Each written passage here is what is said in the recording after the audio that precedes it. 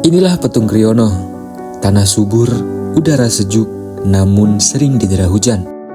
Di balik keindahannya, tersimpan persoalan sederhana, tapi nyata. Ketika langit tak bersahabat, hasil panen yang seharusnya menghidupi justru tak mencukupi. Hari ini, saya dan murid-murid belajar untuk mencari solusi, bukan hanya teori, tapi aksi nyata untuk kehidupan.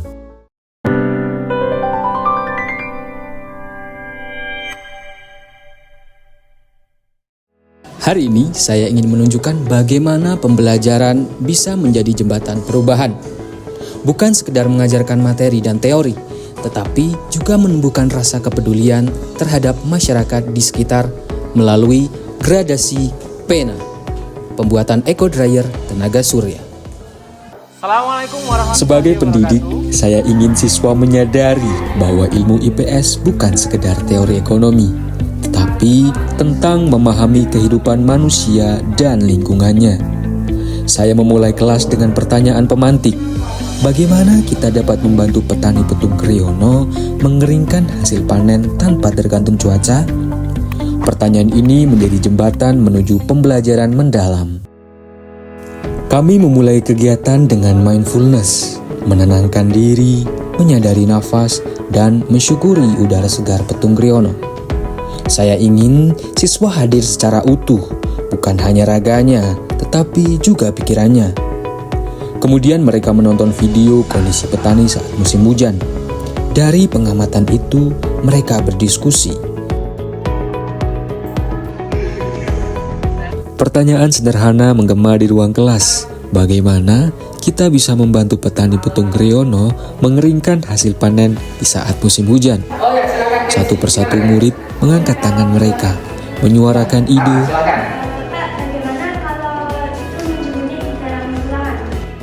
Di momen inilah, pembelajaran bukan sekedar teori, tapi menjadi nyata, bermakna, dan hidup. Sebagai kemitraan belajar, murid diajak terjun langsung mengunjungi perkebunan kopi yang ada di sebelah sekolah. Murid didampingi guru menggali informasi tentang permasalahan yang dihadapi petani kopi di saat musim hujan.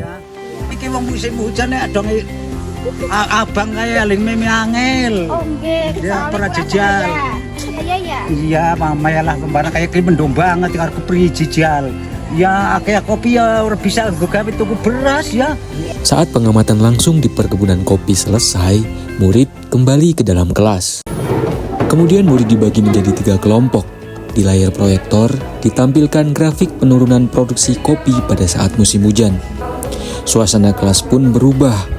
Wajah-wajah penasaran mulai berdiskusi, mencoba memahami apa yang sebenarnya terjadi.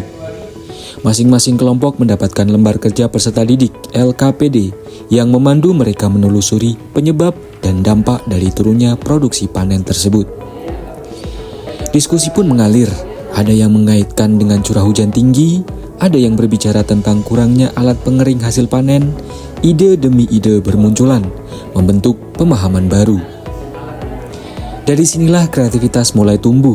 Setiap kelompok berupaya merancang prototipe teknologi sederhana, sebuah solusi nyata untuk membantu petani mengeringkan hasil panen saat musim hujan tiba. Inilah wujud nyata pembelajaran abad 21, saat data, diskusi, dan empati bersatu melahirkan inovasi. Setelah kegiatan diskusi yang cukup panjang, murid mulai menunjukkan tanda-tanda kelelahan dan kehilangan fokus. Untuk mengembalikan semangat belajar, saya menerapkan ice breaking, sikut, sakit, dan sikat sebagai bagian dari penerapan joyful learning. Melalui gerakan sederhana dan tawa bersama, suasana belajar kembali hidup. Pikiran menjadi segar dan energi positif tumbuh di antara murid.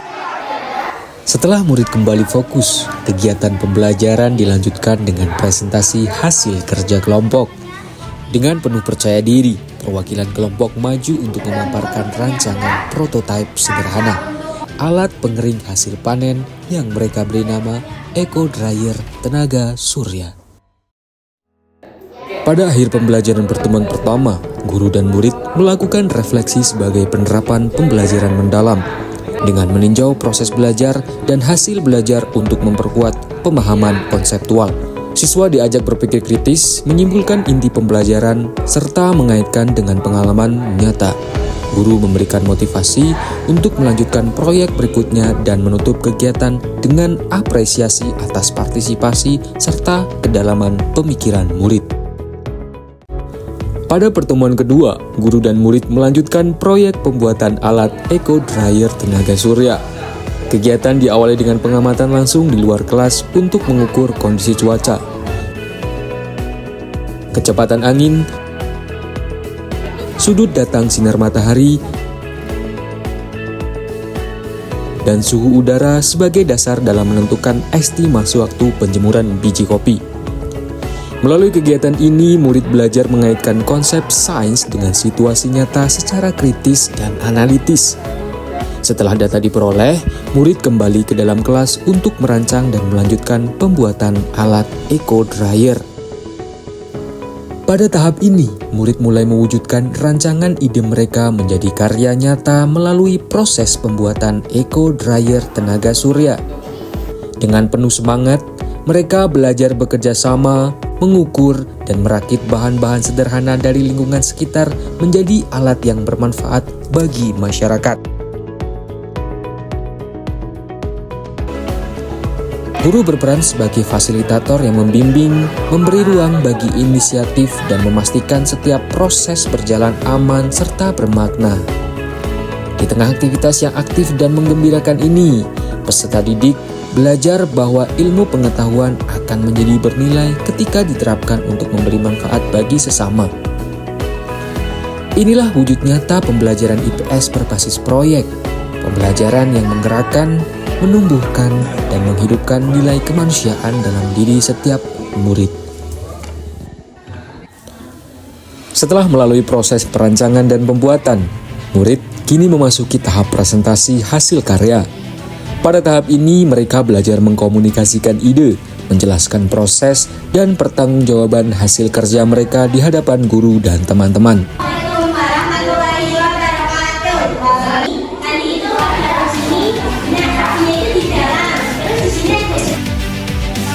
Kegiatan ini bukan sekedar menampilkan produk, tetapi merupakan proses pembelajaran yang melatih kemampuan berpikir kritis, komunikasi efektif, dan kolaborasi. Tahap pengujian menjadi momen paling penting bagi murid untuk membuktikan hasil kerja dan pemahaman mereka. Kegiatan dilakukan di luar kelas, di bawah sinar matahari langsung, agar siswa dapat melihat bagaimana eco dryer tenaga surya berfungsi secara nyata.